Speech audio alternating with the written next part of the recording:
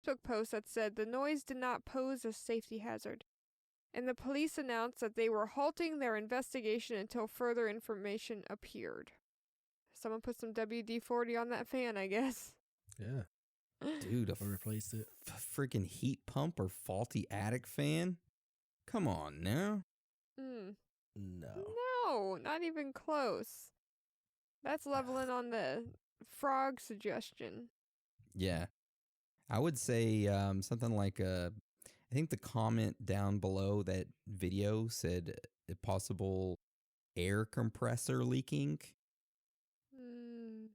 I don't know. I could kind of see that. It's better than frogs or a faulty attic fan or heat pump. I do agree with you. Yeah. Yeah. What's this next one that we have here? Okay, so the next sound we're going to talk about is called the ping. P-I-N-G. O. Not O. No O. Just P-I-N-G. So this sound was first heard by some hunters in a remote community located in Nunavut, which is the most northern territory of Canada. So here in this northern territory is the Fury and Hecla Strait, which is a narrow Arctic channel that runs between the land. So you can kind of think of it as like a big ass river, right? But it's the ocean. Also, this area of open water is surrounded by ice, which kind of makes it an ideal home for a large number of sea mammals. And it is also a migratory route for whales and other animals such as seals. So in 2016, some hunters in the area noticed a mysterious pinging sound that was coming from the ocean. Boaters aboard a private yacht that was passing through, oh, it's so fancy. They also said that they heard the mysterious sound and that they heard it through the hulls of their boat. So, weird, right? Mm-hmm. I tried to find videos on this sound. I couldn't find anything, no audio, no nothing. But as you can tell, I'm guessing it sounded like a ping. So, ping, ping, ping. There you go. That's the sound. Now, this really wasn't that weird of a thing until you started to dig into what could this sound possibly be and like what was it doing to the animals there. So the area where the sound was emanating from is one of the major hunting areas, you know, like that kind of like that river thing we talked about. However, once the pinging sound started, the area became empty. Like all the mammals and sea life, everything was gone out of that area. And it became a big deal. The Canadian military sent in an aircraft to investigate the acoustic anomalies, but their multi-sensor searches yielded no explanation. The military also ruled out the presence of a domestic and foreign submarines in the area. And no territory permits were issued for any work such as constructing, blasting, or anything in the area that could explain the noise.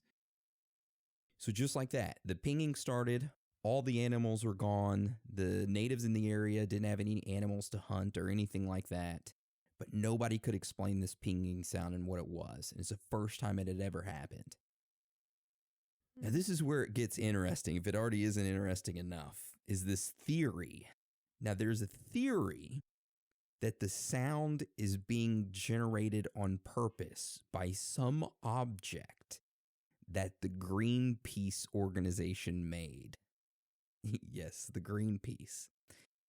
The theory is that they put some kind of object that does these sonar beeps in the seabed to get these sea mammals to go away from the area so they won't be hunted by the natives and killed. I mean, the theory kind of fits, seeing that, you know, it's a rich hunting ground. But there's only one problem with the theory, is that the Greenpeace said it wasn't them and that they respect the natives in the area and their hunting methods. Yeah, it seems like something you would do more for like big fishery, like when you have whales getting killed and sharks for, you know, their fins and things. You would do it out in the big ocean, not where people need to actually like eat. Like I have theories on this already. Go ahead. No, I was just going to say, I could see that, what's that show, Whale Wars, right? Where I could see the people going up in there and making some device to save those wells. Yeah. You know? That's funny because that was I the mean, exact show yeah. I thought of as well. Before I talk about this last theory, I want to hear yours about it, Anna. Well, if they were trying to ping close to land where natives are, to me that's a form of population control. Because if you take Ooh. off their food supply, you're going to kill them off slowly and surely. And you didn't have to do anything destructive besides put a sound in the water. They probably feel so proud of that plan because if you get rid of their food, it's just a matter of time. And they don't even have to mess with them. 2016, that's fairly new because I feel like they're really digging in with population stuff as of especially lately. Yeah. What about you, Dan? You think it's population control? Or you think it's control in general? You think it's some type of experiment? You think it's natural? You think it's Greenpeace? Greenpeace, 100%. No, I'm just kidding. No, I actually thinking, it could be an experiment. Because maybe there's some facility up there that we don't know about because, of course, there's always spaces everywhere that we might not even know.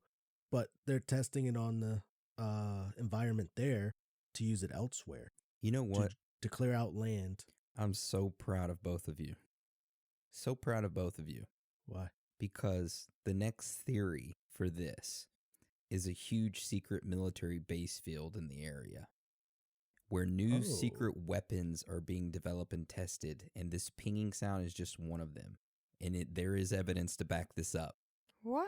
About 70 kilometers south from where that pinging sound is coming from, there's an active military site called Hall Beach.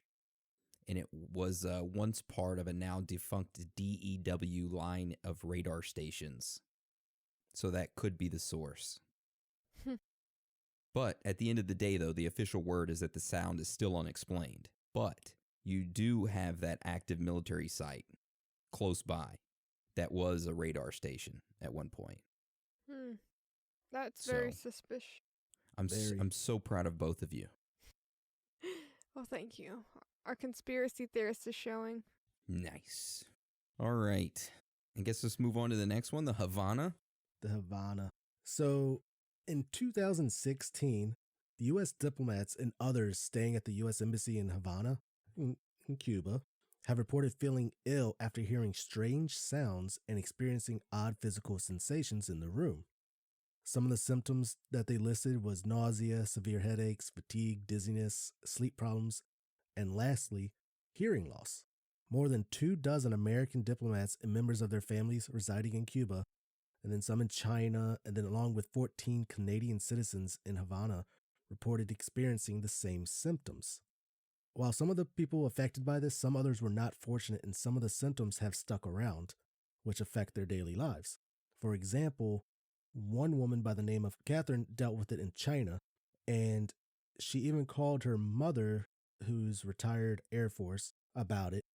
Her mom, Laura, ended up flying out to China to where she was staying at the embassy to help her out to see what the noise was, because it was making, Catherine not feel right.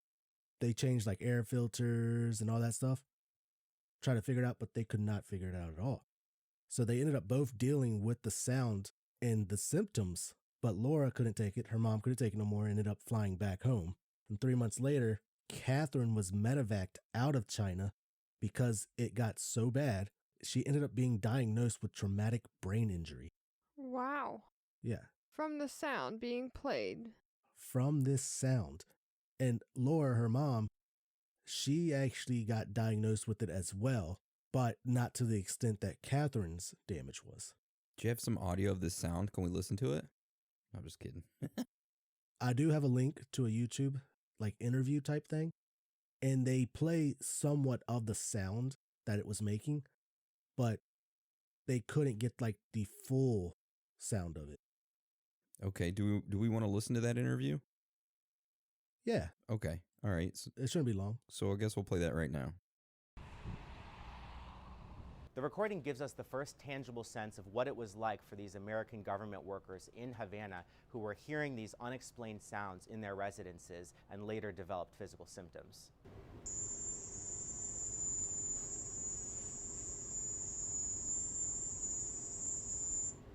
Americans who heard these sounds in Havana have described slightly different sounds, and even in some of the recordings that the AP has reviewed, there are slight variations. However, this high-pitched cricket sound seems to appear in all of them. That did sound like a cricket. It did sound like a cricket. So they never figured out what this sound was? They've never actually officially discovered what the sound is, but there have been, say, accusations of what it is. Ooh. Uh-oh. What are they? The main accusation is Russians using microwave weapons. Microwaves? Not like the kitchen appliance. Microwaves, okay? Because supposedly during the Cold War, Russia was targeting the American embassy in Moscow using microwave weapons. Hmm. But this was happening in Cuba, right? Yeah, I think Cuba and China. Do you think it's maybe like a terrorist group? Or would you lean more towards the local government in that area doing like some black budget testing to see how effective these weapons are? I think they did point fingers at Cuba for a while, the government there. And they came out and said, like, we aren't doing that. That's not us. It's affecting some of our people too. Maybe it's another country that infiltrated, right? And they set up shop and they're like, hey, let's frame Cuba. We go ahead and send these waves over there to them, to these diplomats. And these diplomats do two things: test our weapons. And number two, it gets these diplomats out of the area and, you know, messes up their trust with the Cubans or Chinese or whatever. Yeah. I like that. I'm going with that theory. You know, I did find something kind of funny. It made